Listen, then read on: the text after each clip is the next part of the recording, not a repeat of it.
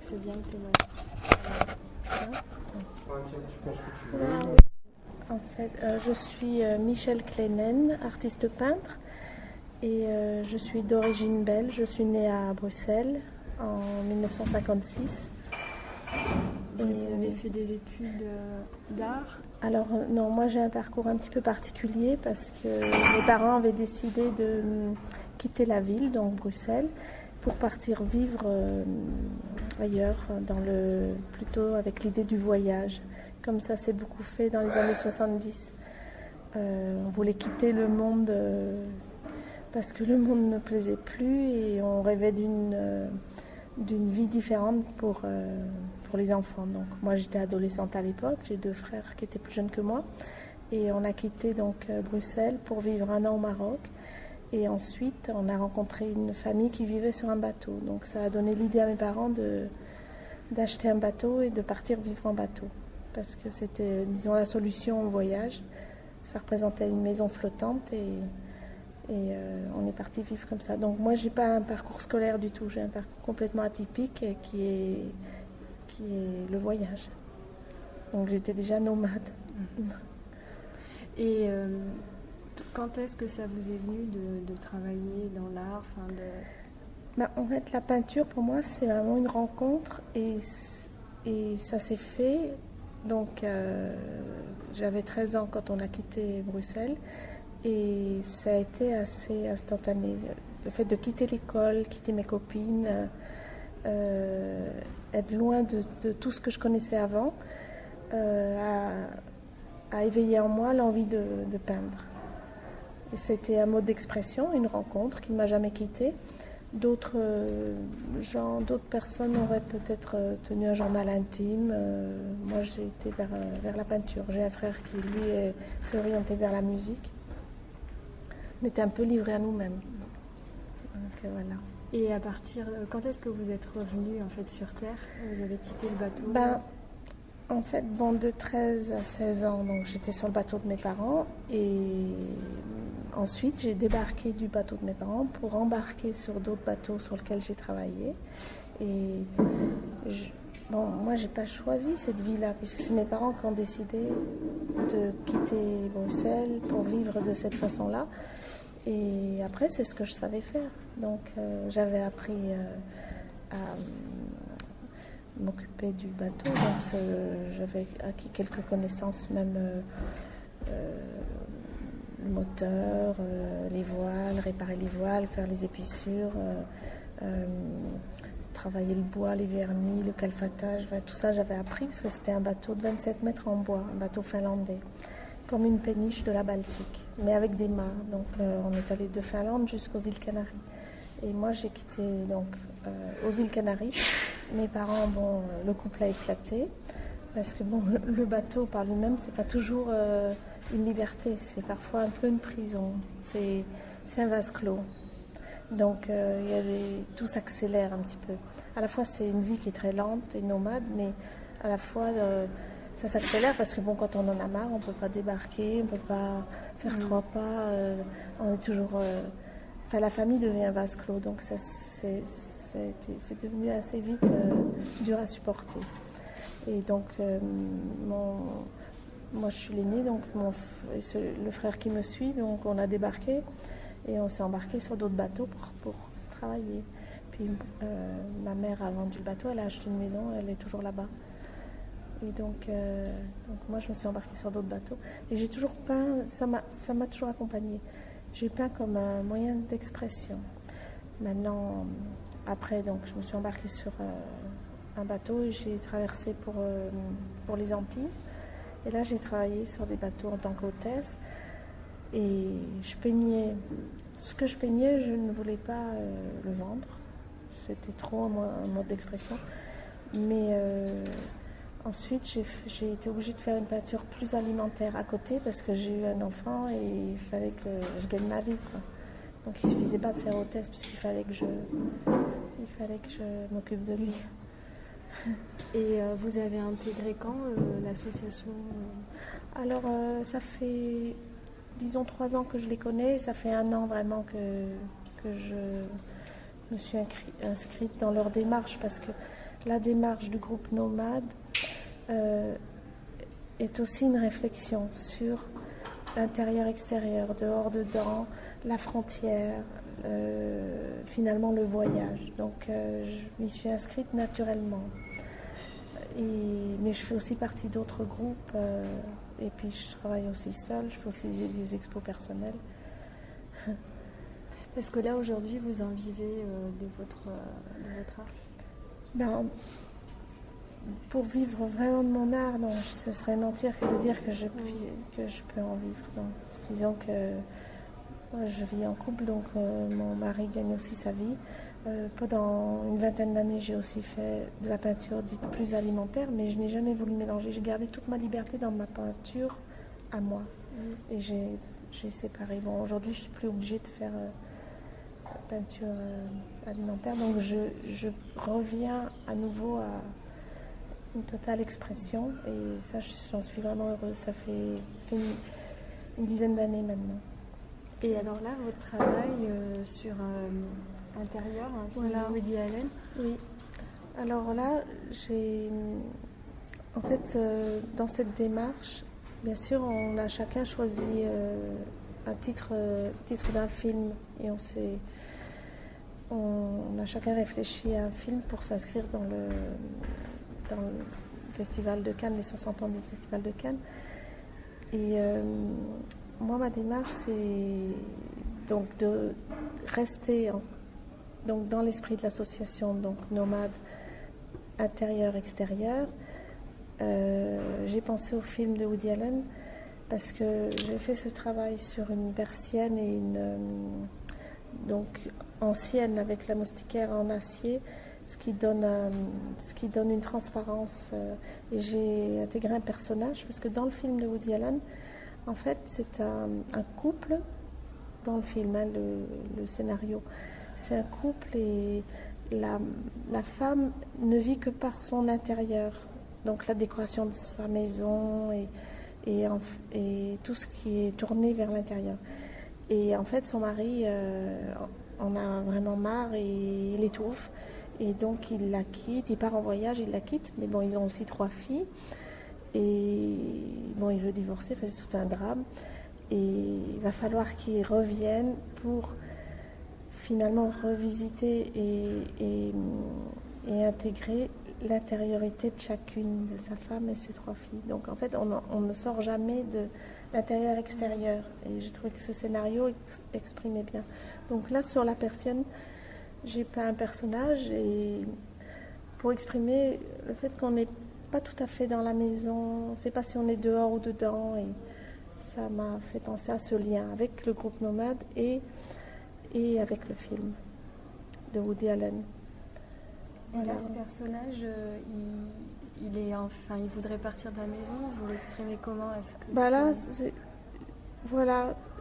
En fait, je visite un peu la frontière entre l'intérieur et l'extérieur. C'est-à-dire que le symbole de la persienne, c'est qu'on peut voir dehors et on ne peut pas être vu et on peut voir. Mais bon, les gens dehors peuvent eux voir une lueur, une lumière. Donc c'est cette dualité entre intérieur et extérieur. Parce que bon, on a ces 2 facettes en nous. À nous un petit peu de travailler pour ne pas trop s'enfermer. C'est vrai qu'en tant qu'artiste, on a besoin d'exposer pour aller à la rencontre. On est toujours un peu comme l'écrivain, le plasticien, enfin les cinéastes, c'est différent. Les metteurs en scène, quand ils écrivent leur synopsis, ils sont seuls aussi. On est seul dans la création et il y a un moment où la rencontre doit se faire. Et vous êtes obligé de passer à l'extérieur? Oui, je crois qu'il y a... Ouais, je crois que dans la vie de l'artiste, il y a une confrontation. C'est dur, quand on est artiste, de se confronter au regard des autres? C'est toujours une prise de risque quand même, parce que dans la création, on donne tout. Alors, exposer, c'est s'exposer. On s'expose au regard de l'autre. Maintenant, on sait très bien que d'abord, on ne peut pas plaire à tout le monde et ce n'est pas le but dans la vie. Donc, il faut rester humble Et puis, bon, chacun avance avec son chemin de vie, avec ses propres compréhensions, ses propres affinités, expériences personnelles.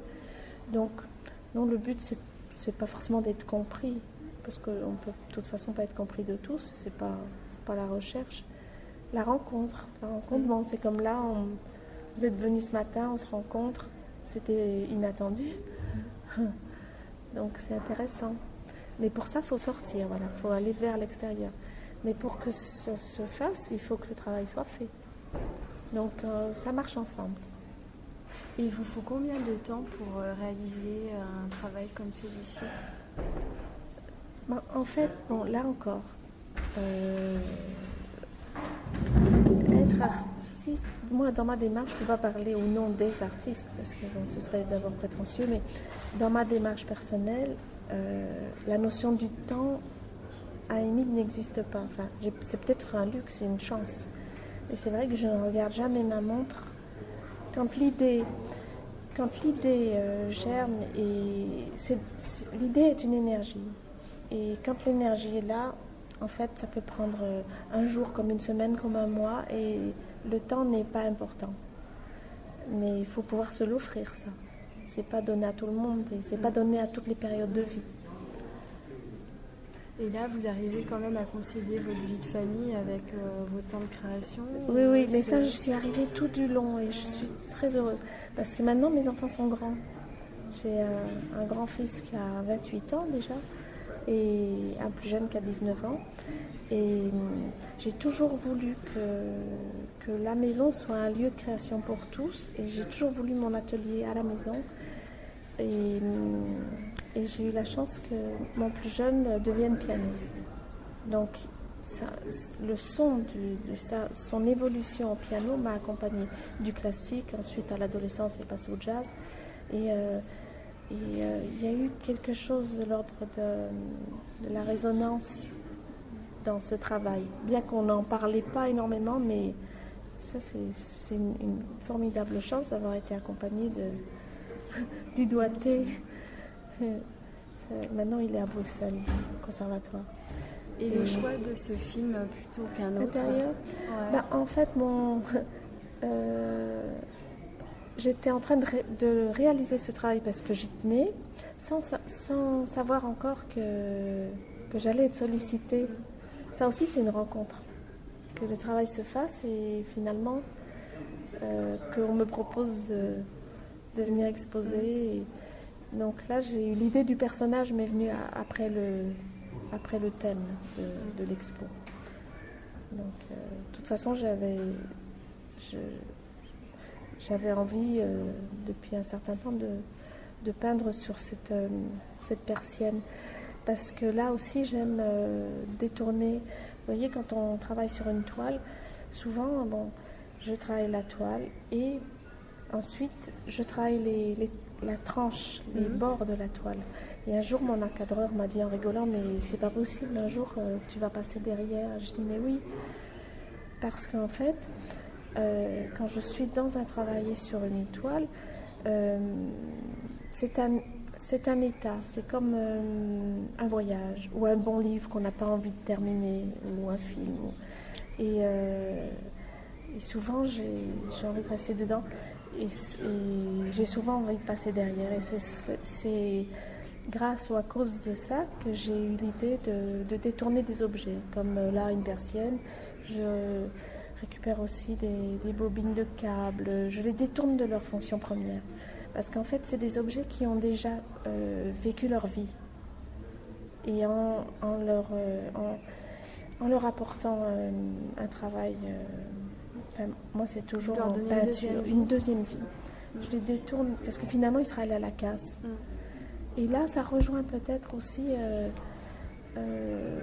l'époque de la société dans laquelle on vit aujourd'hui, avec le problème du recyclage. On ne sait plus quoi faire de tout ce que ce monde produit. Et on est tous là-dedans. On va devoir se questionner encore plus. Mais pas uniquement sur l'objet. Ça peut être aussi des sentiments, ça peut être des choses qu'on porte en soi et qu'on a besoin d'évacuer pour faire de la place pour autre chose. Donc ça rejoint aussi la vie psychique. C'est pas uniquement les objets, pas uniquement matériel. Oui. Donc tout ça, tout ce que vous voulez me dire, vous y réfléchissez avant de concevoir ou ça vient au fur et à mesure? Ça vient au fur et à mesure, oui. Ouais. Oui, oui. Et quand est-ce que vous considérez qu'une œuvre est terminée? Ça, c'est un sentiment, un feeling, comme on dit. Oui. Alors là, je signe. Souvent, je signe dans un poisson. Il y a beaucoup de poissons dans mes œuvres. Bon, là, il n'y en a que parce que... Mais si vous allez sur mon site ou si un jour on a l'occasion de se revoir, il y a toujours le lien avec le poisson.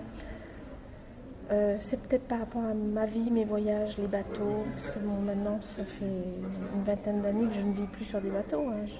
J'ai préféré élever mes enfants à terre, j'ai préféré qu'ils aient une éducation scolaire avec des diplômes, parce qu'on n'est plus dans les années 70 et je trouve que la liberté c'est d'avoir le choix. Ils peuvent mettre leur diplôme dans un placard et faire le tour du monde s'ils veulent, mais ils ont le choix. Et donc vos poissons, ça renvoie à cette époque-là? Pour moi, en fait, le poisson symbolise le mouvement. J'ai l'impression qu'on n'est jamais tout à fait à fond dans une période. On a toujours un pied, vous voyez, comme de la petite enfance à l'enfance, de l'enfance à l'adolescence. Et rien n'est figé. Et je trouve que le poisson illustre bien le mouvement. Parfois, je suis dans... parce que je me définis comme un peintre coloriste, parce que sans couleur, en fait, je ne vis pas. C'est un peu mon besoin quotidien, quoi. Je crée mes couleurs, ma palette, et puis j'avance comme ça. Mais c'est vrai que parfois, je dessine moi-même des choses, des fleurs, des feuillages, des choses comme ça, mais je vais inclure des poissons. Je ne sais pas trop pourquoi. C'est votre subconscient. Oui. Puis j'ai l'impression que le poisson va aider à ne pas figer le travail. J'ai l'impression qu'il n'est pas terminé. Sur quel autre objet vous avez pu travailler en dehors d'une personne? Alors, les bobines de câbles, comme je vous ai dit, j'en ai fait plusieurs. J'ai travaillé aussi sur des écorces de palmiers, vous savez, quand ils font l'élagage des palmiers. Donc j'ai trouvé que j'ai récupéré ces écorces au sol et je les ai trouvées, c'est tellement beau. C'est comme c'est des matières qui sont belles, la couleur, et donc j'ai travaillé là-dessus. J'ai aussi j'ai récupéré des câbles en acier.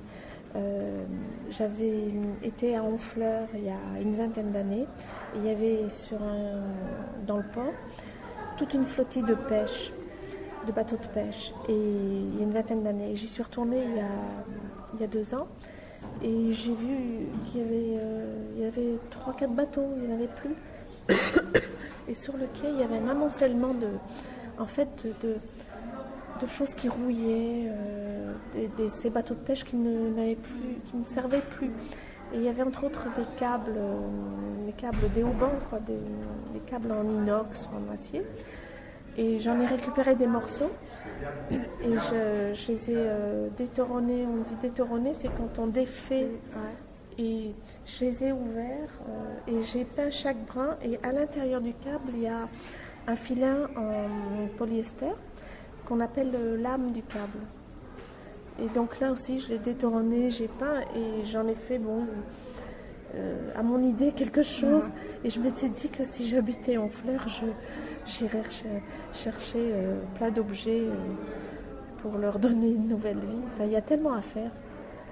Il faudrait plus qu'une vie. Et là, actuellement, vous travaillez sur quoi? Alors là, en ce moment, là aussi, c'est un objet de récupération. C'est comme une espèce d'étagère qui n'est pas très très grande, qui fait 1,50 m sur 60 de large. Et je suis en train de la peindre pour y installer, faire une espèce de petite installation, tous des cailloux. À un moment, je récupérais dans mes randonnées, je trouvais des cailloux troués. Donc je les ai ramassés. Pendant une période, je butais là-dessus. Et en fait, la réflexion, c'est que souvent, je pense que quand on cherche quelque chose, on le trouve. Et après, l'esprit va sur une autre idée et on le trouve aussi. Et donc, pendant un moment, je récupérais. Donc, je les ai peints et je vais faire une espèce de petite installation qui viendra sur un chevalet que je peindrai les mêmes couleurs. Mais bon, j'ai aussi des toiles qui sont en cours parce que je vais participer à une autre exposition avec un groupe belge avec qui j'expose aussi. Donc il y a plusieurs choses en cours. Et pour ça, il faudrait venir voir mon atelier. Vous habitez où maintenant? À Menton.